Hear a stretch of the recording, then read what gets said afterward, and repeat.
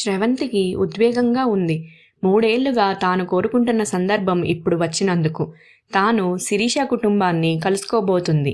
4 రోజులు వారితో గడపబోతుంది. దీనికోసమే ప్రత్యేకంగా చెన్నై నుంచి హైదరాబాద్కు బయలుదేరి వెళ్తుంది. ఇందుకోసం భర్త శరత్ను ఎంతో బతిమాలి మరీ నచ్చజెప్పుకోవాల్సి వచ్చింది. తాను తిరిగి వచ్చే వరకు ఆఫీస్కు సెలవు పెట్టి 2 పిల్లల బాధ్యతను శరత్ని చూసుకోమని అప్పగించింది. సాధారణంగా ఎక్కడికి వెళ్ళినా అందరూ కలిసే వెళ్తుంటారు.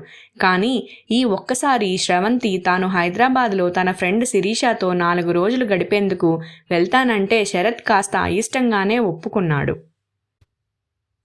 శ్రవంతి, శిరీష 10 ఏళ్ల క్రితం ఇంజనీరింగ్లో క్లాస్మేట్స్. బాగా క్లోజ్గా ఉండేవారు. క్యాంపస్ సెలక్షన్స్లో ఇద్దరికీ ఉద్యోగాలు వచ్చాయి. పెళ్ళిళ్ళు అయ్యాయి. శరత్కు అప్పటికే చెన్నైలో ఉద్యోగం కావడంతో తాను కంపెనీలో రిక్వెస్ట్ పెట్టుకుని హైదరాబాద్ వదిలేసింది శ్రవంతి. 2 ఏళ్ల వ్యవధిలో 2 పిల్లలు పుట్టినా అమ్మా నాన్నలతో పాటు అత్తామామలు బాగా సపోర్ట్ చేయడంతో ఎలాగోలా తిప్పలు పడి జాబ్ నిలబెట్టుకుంది. శిరీష మొదటిసారి తల్లైనప్పుడే ఉద్యోగం మానేసింది. తనకి మరో 2 ఏళ్లకు పాప పుట్టింది. ఇప్పుడు శిరీషది తనలాగే 2 పిల్లల కుటుంబం. శిరీష భర్త మనోహర్ కంపెనీలు మారుతూ హైదరాబాద్లోనే జాబ్ చేస్తున్నాడు. కానీ వాళ్ళది ఎంత అన్యోన్యమైన కుటుంబం అనుకుంది శ్రవంతి. తరచూ శిరీష వాళ్ళ ఫ్యామిలీ ఫొటోస్ వాట్సాప్లో షేర్ చేస్తుంటుంది. వాటిని చూస్తున్నప్పుడు ఎంత వద్దనుకున్నా శ్రవంతిలో రవ్వంత అసూయ కలుగుతుంది. శిరీష తన పేరెంట్స్తో ఎట్లా ఉంటుందో మనోహర్ పేరెంట్స్తోనూ అంతే సన్నిహితంగా ఉంటుంది. పిల్లలు ఆనిముత్యాల్లా ఉన్నారు. బాబుకు 5 ఏళ్ళైతే పాపకు 3 ఏళ్ళు. ఎంత చక్కటి ఫ్యామిలీ అనుకుంది శ్రవంతి మరోసారి ఆ ఫోటోలను పరిశీలనంగా చూస్తూ. పుట్టినరోజులు, పెళ్లి రోజులు, పండుగల్లా ఫంక్షన్లకు శిరీష వివిధగా వాళ్ళ ఫ్యామిలీ ఫోటోలు పంపుతుంటుంది. వాటిని చూస్తుంటే మాత్రం శ్రవంతిలో జెలసీ వచ్చేస్తుంది. శిరీష ఫ్యామిలీని తన కుటుంబంతో శ్రవంతి పోల్చుకోవడమే ఇందుకు కారణం. తన ఫ్యామిలీలో ఏవో కష్టాలున్నాయని కాదు, కానీ ఆ క్లోజ్నెస్ ఏది, ఆ ఓపెన్నెస్ ఏది? తనకు 2వ కాన్పు సమయంలో జాబ్కు రిజైన్ చేస్తానంది శ్రవంతి. అందుకు శరత్తో పాటు అత్తామామలు ఒప్పుకోలేదు. తాను జాబ్ను, పిల్లల బాధ్యతలను సమర్థించుకోలేనంటే సమ్మతించలేదు. పనుల్లో తాము సాయం చేస్తామన్నారు. ఉద్యోగం మానేయడం తెలివి తక్కువ పనన్నారు. దాంతో శ్రవంతి అలాగే నెట్టుకొస్తోంది. కానీ శిరీష జాబ్ మానేసి పిల్లల్ని చూసుకుంటూ ఎంతో హ్యాపీగా ఎంజాయ్ చేస్తుంది. ఆ విషయాన్ని శిరీష పంపే ఫోటోలను, తన ఫేస్బుక్ పోస్టింగ్లను, తను పెట్టుకునే డీపీలే చెబుతుంటాయి అని అనుకుంది శ్రవంతి. అందుకే 4 రోజులు శిరీష దగ్గర గడిపి వస్తే మైండ్ ఫ్రెష్ అవుతుందని ఈ ప్రయాణం పెట్టుకుంది. కాలింగ్ బెల్ మోగగానే తలుపు తీసిన శిరీష చేతిలో సూట్ కేసుతో నిలబడ్డ శ్రవంతిని చూసి నివ్వెరపోయింది. వెంటనే తేరుకొని, రా శ్రవంతి, చెప్పా పెట్టకుండా వచ్చేసావే అని అంది. శిరీష ముఖాలో భావాలు గుర్తించిన శ్రవంతి మనసు చివుక్కుమంది. కానీ దాన్ని కనిపించనీయకుండా, ఎప్పటినుంచో చెబుతున్నా కదే, ఏదో ఒకరోజు ఫోన్ కూడా చేయకుండా వచ్చేస్తానని అంది ముఖాన నవ్వు పులుముకొని. లోపలికి వెళ్తూనే కనిపించిన మనోహర్కి చెప్పింది శిరీష, నేను చెబుతుంటానే నా ఫ్రెండ్ శ్రవంతి చెన్నై నుంచి వచ్చింది, 4 రోజులు ఉండి వెళ్దామని. విషయం విన్న మనోహర్ ముఖం ప్రసన్నంగా లేకపోవడాన్ని గమనించింది శ్రవంతి. నైస్ అంటూ తన గదిలోకి వెళ్ళిపోయాడు. ఈలోపు శిరీష కొడుకు చైతు, కూతురు దివ్య వచ్చారు. తనను చూస్తూనే బెదురుగా పారిపోతుంటే శ్రవంతి ఇద్దరిని దగ్గరకు తీసుకోవాలని చూసింది. కానీ వాళ్ళు రాలేదు. శ్రవంతికి తన పిల్లలు గుర్తుకు వచ్చారు. కొత్త వాళ్ళు ఎవరు వచ్చినా నమస్తే పెట్టి కలిసిపోతారు. ముందు వాళ్ళు ఇలాగే ఉన్నా నెమ్మదిగా తాను, శరత్ అలవాటు చేశారు. శ్రవంతికి కాఫీ ఇచ్చి పిల్లలకు పాలిచ్చేందుకు ప్రయత్నించింది శిరీష. కానీ చైతు తాగనని మొరాయించాడు. వాడికి ఒక్కటి తగిలించింది. దాంతో వాడు ఒక్కసారిగా ఏడుపు లగించుకున్నాడు. శ్రవంతి వారించబోయింది. కానీ నీకు తెలీదే, వీడు రోజూ ఇంతే, 4 తగిలిస్తే గానీ తాగడు అంది శిరీష. కొడుకు ఏడుపుకు బయటికి వచ్చిన మనోహర్, ఏమిటి పొద్దున్నే గోల అని విసుక్కున్నాడు. గోల అని విసుక్కోకపోతే వాడికి కాస్త పాలు పట్టించకూడదు అంది శిరీష మరింత చిరాగ్గా. వీకెండ్లో 2 రోజులు ఎలాగూ నేను పిల్లల్ని చూస్తున్నాను. వర్కింగ్ డే నాడు చూడమంటే ఎలా? మనోహర్ కసురుమంటూ అన్నాడు. ఇలా వాళ్ళిద్దరూ తన ముందే వాదులాడుకుంటుంటే శ్రవంతికి ఇబ్బందిగా అనిపించింది.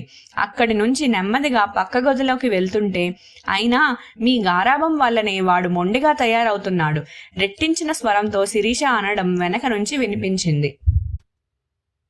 శ్రవంతి తనకు ఇచ్చిన గదిలోకి వచ్చి ఆలోచిస్తూ కూర్చుంది. పిల్లల్ని చూసే విషయంలో ఎలాంటి పంతాలు పట్టింపులు ఉండకూడదన్నది తాను శరత్ మొదటి నుంచే అనుసరిస్తున్న విధానం. పైగా పిల్లల ముందు ఏ విషయంలోనూ వాదులాడుకోకూడదన్నది పెద్దవాడు పుట్టినప్పుడే తీసుకున్న నిర్ణయం. శరత్ కూడా ఈ విషయంలో ఎప్పుడూ జవదాటలేదు.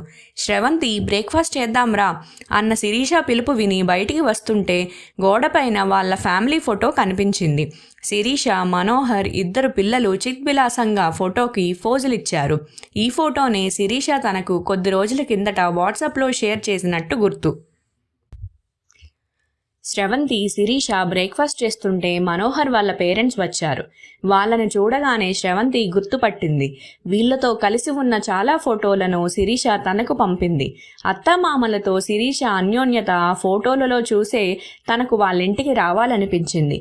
అత్తామామలను చూడగానే శిరీష ముఖం చిట్లించింది. రండత్తయ్య, టిఫిన్ చేసే వచ్చారుగా అంటూ ఆమె సమాధానం కోసం చూడకుండా స్నానానికి వెళ్ళిపోయింది. ఆ పెద్దవాళ్ల ముఖాలు చూస్తే బ్రేక్ఫాస్ట్ చేసి రాలేదని గుర్తించిన శ్రవంతి మనసు బాధపడింది. తానే చొరవ తీసుకొని వాళ్ళిద్దరికీ కాఫీ, బిస్కెట్లు ఇచ్చింది. అత్తామామలతో శిరీష అంటీ ముట్టనట్టు ఉండడం శ్రవంతికి ఆశ్చర్యం కలిగించింది. మధ్యాహ్నం భోజనాలు అయ్యాక ప్రయాణ బడలికతో ఉన్న శ్రవంతి కాసేపు నిద్రపోయింది. గంట తర్వాత గది బయట పెద్దగా అరుపులు వినిపిస్తుంటే శ్రవంతి కంగారు పడుతూ లేచింది. మీరు రావడం వల్ల నేనేమీ ఇబ్బంది పడటం లేదు, కానీ పిల్లల్ని గారాబం చెయ్యొద్దు అంటున్నాను. మీరు వెళ్ళాక వాళ్ళని ఒక దారికి తీసుకురావడానికి తల ప్రాణం తోకకు వస్తుంది, గట్టిగా రొప్పొత్తుతూ అంటుంది శిరీష. కోపంతో ఆమె కళ్ళు ఎర్రబడి ఉన్నాయి. అదేంటమ్మా, పిల్లలు తాత నాయనమ్మల దగ్గరకు రాకుండా ఉంటారా? మేము కాస్త ముద్దు చేయడం నిజం, దానికి గారాబం చేసే పిల్లల్ని చెడగొడుతున్నామంటే ఎలా? శాంతంగా అన్నారు శిరీష అత్తగారు సులోచన. నేను కావాలని అంటున్నట్టు మాట్లాడుతున్నారేమిటి అంటూ శిరీష అత్తగారిపై కసుక్కున లేచింది. నేనేమీ అనడం లేదు శిరీష, పిల్లల్ని దగ్గరకు తీస్తే పాడైపోతారని అనుకోకూడదు చెప్పారు సులోచన తన మనసులో భావాన్ని వివరిస్తూ. గారాబం చెయ్యొద్దంటుంటే ఏదేదో చెబుతారేంటి? మీ సలహాలు సుద్దులు నాకు అవసరం లేదు. నా ఇంటికి వచ్చినప్పుడు నేను చెప్పినట్టు వినాలి అంతే. రోషంతో మాట జారింది శిరీష. ఎందుకమ్మా అంత మాట? నీకు కష్టంగా ఉంటే మేము ఇప్పుడే వెళ్ళిపోతాం, ఏదో పిల్లలపై అపేక్షతో వచ్చాం అన్నారు అప్పటి వరకు మౌనంగా ఉన్న మామగారు. గొడవ కాస్త ముదిరిపోతుందని గమనించిన శ్రవంతి అక్కడి నుంచి శిరీషను పక్కకు తీసుకువెళ్ళింది. ఆ తర్వాత చాలాసేపటి వరకు ఆ ఇంట్లో నిశ్శబ్దం రాజ్యమేలింది. పిల్లలు బిక్కచచ్చిపోయి కనిపించారు. శ్రవంతికి అక్కడ ఉండడం అసౌకర్యంగా అనిపించింది.